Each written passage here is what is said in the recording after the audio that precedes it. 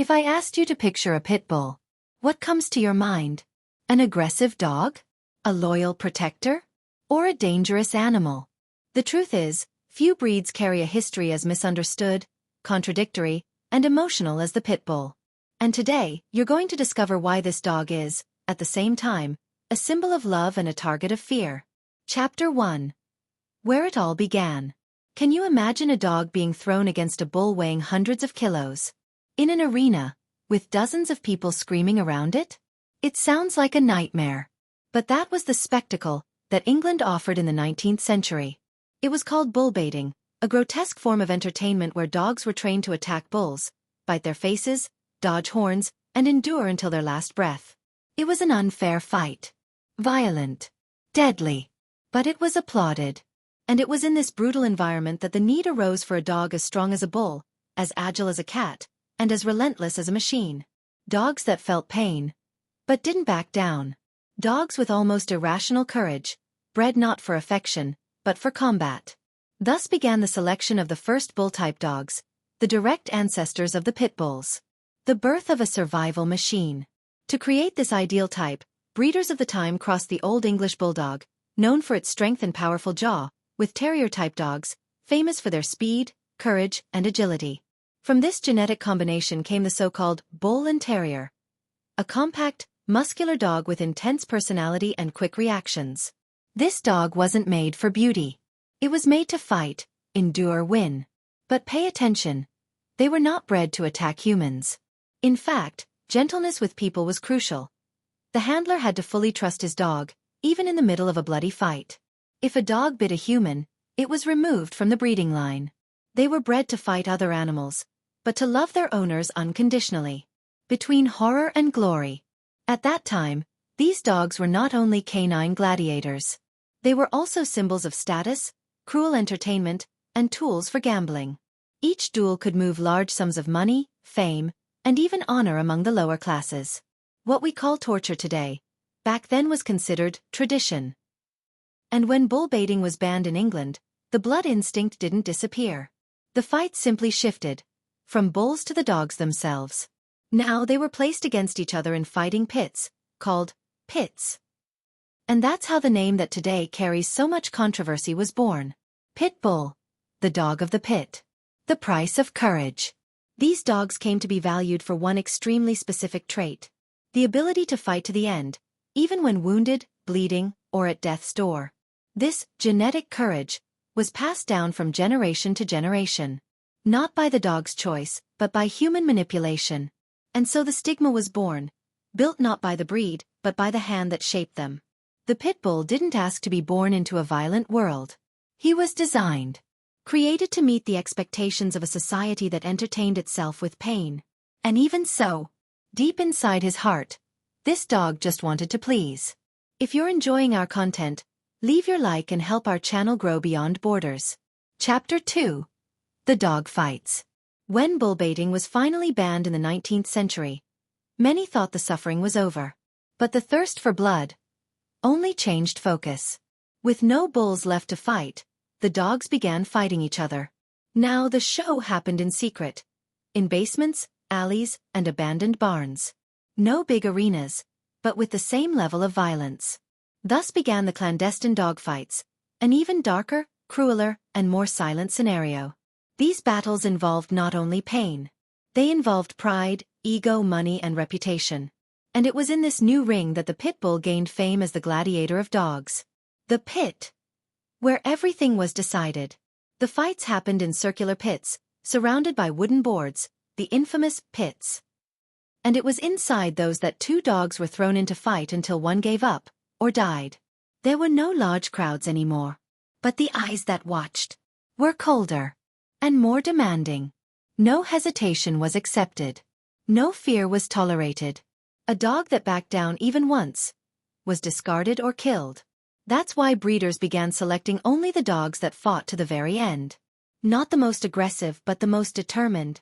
Dogs that, even wounded, even nearly unconscious, wouldn't stop. This trait, called game drive or gameness, became the most sought-after quality. It wasn't about strength. It was about the will to keep fighting, to the last breath. But what about aggression toward humans? Here lies the great contradiction. These dogs were incredibly loyal to humans. Yes, even with all the suffering they went through, they were not allowed to be aggressive toward people. Handlers would enter the pits during the fights to separate the dogs. If a dog bit his own owner's hand, he was eliminated. No second chances. In other words, the violence was directed only at other dogs. There was no room for instability toward humans. That would be a risk to the betters themselves. This detail is key to understanding why, even with such a violent past, the pit bull is, at its core, a deeply human-dependent dog. He was shaped from the beginning to trust humans, even when humans threw him into hell. A parallel and lucrative market. Dog fights became a highly profitable underground world. Illegal bets moved absurd amounts of money. Breeders sold puppies from champion lines like living trophies. And the more blood a dog spilled, the higher his value in the black market. It was during this time that the name Pitbull began circulating with more force. A name that carried power, fear, respect, and blood. Scars that never fade. The result of that period was a marked breed. Literally. Physical scars on their faces, cuts on their bodies. But more than anything, emotional scars in the public's perception. Even decades later, when dog fighting became criminalized in many countries, the stigma remained. The image of the pit bull as a dangerous animal wasn't born from the dog, but from human choices. And the question that remains is, if a dog bred to fight to the death is still capable of loving, what does that say about him? And what does that say about us? Subscribe to our channel and enjoy more content about our beloved dogs. Chapter 3. The Arrival in America. When ships crossed the Atlantic at the end of the 19th century, bringing thousands of immigrants in search of a new life, among the trunks, among the suitcases, among the hopes, came the dogs too. Not noble breed dogs. Not luxury dogs. But war dogs. Survival companions. The bull and terriers arrived on the new continent alongside rural workers, laborers, farmers, and miners. Poor men and women, fleeing hunger, oppression, and lack of future. They didn't bring money, but they brought something valuable. The loyalty of a dog that would do anything to protect them. And that's how the pit bull found a new stage for its existence. No longer in fighting arenas, but in fields, factories, humble homes, and in the hearts of people who were also fighting to survive. From gladiator to farm dog. In America, the pit bull transformed. It became known for its new roles. A guard dog on farms. A protector of children. A hunting companion. A worker alongside rural men. Its muscular build and endurance made it the ideal dog to protect crops, scare away predators, carry small tools, and even hunt boars or rodents. But what was most surprising was its incredible connection with humans. While other breeds kept their distance, the pit bull followed its owner everywhere. Slept beside him. Ate with him. Lived close, like a loyal shadow. And this intense emotional bond soon made it stop being just a working dog and become a member of the family. The nickname no one expected. Nanny dog. It's true. In the early 20th century, pit bulls were called nanny dogs. They were seen as the best natural protectors of children. So reliable that, in many homes, it was common to leave the baby playing next to a pit bull without any fear. And this wasn't an exception. It was the norm. Why? Because these dogs had admirable patience. They tolerated tugs, squeals, tight hugs. And they placed themselves between the child and any sign of threat. Many reports from that time show pit bulls confronting snakes, wolves, even drunk adults, all to protect the little ones under their care. They were literally guardian angels in dog form. From child protector to war hero. But the ultimate recognition came on the battlefield. During World War I, pit bulls were chosen as official mascots of the American Army. They represented courage, determination, strength, everything the soldiers wanted to carry with them. The most famous of them was Sergeant Stubby, a pit bull who became the most decorated war dog in history. Stubby saved dozens of soldiers, detected gas attacks, captured an enemy spy, and marched in parades as a true national hero. Recruitment posters featured pit bulls with fierce looks and imposing stances, accompanied by phrases like loyal, brave, patriotic. At that time, the pit bull was the symbol of the America that never backed down. The perfect image. For a while. Throughout much of the 20th century, the pit bull continued to appear in commercials, magazines, political ads, and even in movies. It was the dog of trust, the protector of the home, the best friend of the working class. It was in the heart of the people, in family backyards, in the countryside and in the city. The image people had of it was clear: tough on the outside, sweet on the inside. But as you'll see in the next chapter, that image wouldn't last forever. Chapter 4. The beginning of the stigma. For decades, the pit bull was a symbol of bravery, loyalty, and affection. It was in homes, in fields, at war. It was the dog that slept with children and saved lives. But then, something changed. Starting in the late 1970s, and especially during the 1980s and 1990s, the pit bull began to disappear from family advertisements and started to occupy a new place: the crime pages. The criminal use of strength. During this period, groups linked to drug trafficking, crime, and marginality began to see the pit bull as a tool of power. Not as a friend, but as a weapon. What was once a symbol of courage became synonymous with intimidation. Dogs were used to guard illegal cargo, terrorize rivals, and show off status. And the worst part, they were again trained to fight. Underground dog fights, which never really ended, now became more lucrative, more organized, and more violent. And the pit bull, with its genetic history, strength, and imposing appearance, was once again the star of the ring. But now, the values had changed. It no longer mattered if the dog was loyal, loving, or balanced. What mattered was: does it bite? Does it kill? Does it win? The media saw an opportunity, and took it. A series of isolated, poorly investigated, and exaggerated attacks was all it took for the press to find its new golden headline: Pit bull attacks child. Family destroyed by vicious dog. The four-legged monster. The news started painting all pit bulls with the same brush. No distinction between a dog trained to kill and one raised with love in a family home. Emotion sells. And fear sells even more. Photos of dogs with muzzles, bared teeth, bloodstains. Sensationalist reports. Poorly prepared experts giving alarming interviews. Opinions that turned into facts. And with each new tragedy, the label stuck even harder. Pit bull equals danger. From fame to banishment. Public pressure increased. Fear became policy. And then came the so-called BSL, breed-specific laws. In many places, pit bulls were banned by law. Prohibited from entering buildings, flying on airplanes, living in certain neighborhoods. Some countries began requiring mandatory sterilization, special registration, permanent muzzle use. Others simply began euthanizing every dog identified as a pit bull in shelters. And what used to be a family dog became a target. The effect of ignorance. The most tragic part? A large portion of the dogs involved in incidents weren't even true pit bulls.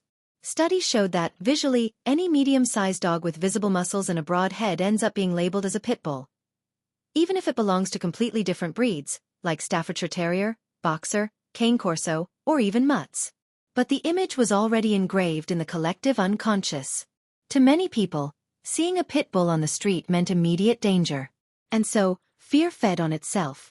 It grew, multiplied, without facts, without real statistics, only based on a reputation built through ignorance and reinforced by the media. The cruelest consequence: silent abandonment. Thousands of pit bulls began to be abandoned in shelters. And most of them never got out. They were killed without reason, rejected without a chance, judged by name, appearance, and reputation, not by real behavior. And the most painful thing? These dogs don't understand what they did wrong, because they did nothing wrong. But all of this could have been avoided if the truth had been told, if the focus had been on the human, not the animal, if justice were done not with labels, but with responsibility. Enjoying our content? Hit the notification bell and stay up to date with the latest videos on our channel. Chapter 5. The Heart of the Pit Bull. After so many fights, so many judgments, so much injustice, there is still something inside the pit bull that most people have never known. A giant heart. Because behind the strong appearance, behind the muscles, behind the look many label as intimidating, There is a dog that feels, loves, protects, and suffers, like any other. Or even more. A dog that understands more than you think. Animal behavior studies reveal something impressive. The pit bull is one of the breeds most emotionally connected to humans. It doesn't just understand commands. It understands emotions. It can sense when you're sad.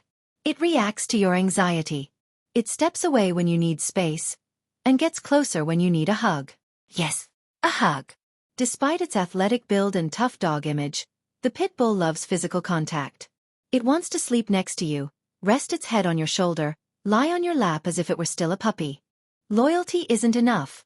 The pit bull gives itself completely. There's a difference between a dog that's loyal and a dog that lives for you. The pit bull doesn't hold back when it comes to protecting the ones it loves. And it's not about aggression, it's about pure protection instinct, directed at who it considers part of its pack. You. If you're in danger, it walks into the fire. If you're silent, it watches you. If you smile, it wags its tail with pride. It's a dog that vibrates with your presence. This devotion, often misinterpreted as dominance, is actually emotional neediness and full-hearted surrender. The pit bull needs to be close to the one it loves. Not for control, but for connection. Unconditional love. Even with little ones. Remember the nickname nanny dog? It's still real in many homes. Pit bulls live with babies, young children, and elderly people, and surprise everyone with their patience and gentleness. They let a child hug them like a pillow. They lie next to the crib. They follow the little human around the house like a personal bodyguard. All of this without ever questioning, demanding, or tiring. The pit bull, when raised with love, is a four-legged nanny with a soldier's instinct and a mother's heart. Behavior. What science says. Several canine behavior studies show that the pit bull is not among the breeds with the highest rate of fatal bites. When socialized from an early age, it tends to be extremely friendly with people and children. Its unpredictable reputation is not supported by any scientific evidence. Its physical strength is real, but its aggression depends entirely on upbringing, environment, and stimuli. In other words, there are no dangerous dogs. There are irresponsible owners. Stories that never make it to television. What the media doesn't show are the thousands of pit bulls today that serve as therapy dogs in hospitals and rehab clinics. Work as emotional support dogs, helping people with depression, PTSD, autism, and phobias. Alive as silent heroes in humble homes, protecting families with love and joy. Dogs that have rescued children from drowning. That have stopped robberies. That have lived their whole lives without a single sign of aggression. But these stories rarely become headlines. Because kindness doesn't sell newspapers. The heart of the pit bull still beats strong. Even rejected, abandoned, feared, and mistreated, the pit bull still trusts humans. Still wags its tail when it sees someone. Still lies belly up waiting for affection. Still believes that maybe, just maybe, the next human will truly love it. It's hard to imagine so much purity in an animal that has suffered so much. But maybe that's exactly what makes it so special. If you ever meet a real pit bull, not the one from TV, but the one that lives in a simple home, or the one waiting for a chance in a shelter, you'll understand. It's impossible not to fall in love. Chapter 6. The new beginning is in your hands. You might be asking yourself, but what can I do? I'm just one person. The answer? Everything. Because every time you share the truth, every time you choose with awareness, every time you give voice to what's been silenced, you help rewrite this story. 1. Change begins with information. Think. How many people do you know who are afraid of pit bulls, but have never actually lived with one? Fear is born of ignorance. And it only disappears through knowledge. So talk about what you've learned. Break down prejudice. Explain that a dog's behavior isn't programmed by breed, but by love or the lack of it. 2. Support responsible causes and brands. Buy from companies that don't promote fear. Support NGOs and projects that rescue pit bulls from overcrowded shelters. Take part in adoption campaigns, or help promote them. Donate, share, show up. Any help matters. 3. Question unjust laws. Breed-specific legislation, BSL, still exists in many places. It does not solve the problem of violence. It only creates a new kind of victim. The dog that was never guilty. You can sign petitions, a right to political representatives, a support reforms in animal protection laws. It's not about defending a breed. It's about defending justice. 4. Give a chance to someone who never had one. Maybe you're thinking about adopting a dog. Maybe you have the space. Maybe, just maybe, a pit bull is waiting for you in a shelter right now. And if you give that chance, you'll discover something not everyone knows. The love of a pit bull is the kind of love that changes a life. And maybe it'll change yours. Because the story isn't over yet. The pit bull was once a gladiator. A war symbol. It was wronged, excluded, feared, condemned. But it was also a hero. A nanny. A best friend. And it can still be all of that again. If society was capable of destroying this dog's image, then it's also capable of rebuilding it. And that rebuilding starts with you. If this video helped you see the pit bull with different eyes, leave a comment below. Because while there are those who spread fear, there must also be those who spread the truth.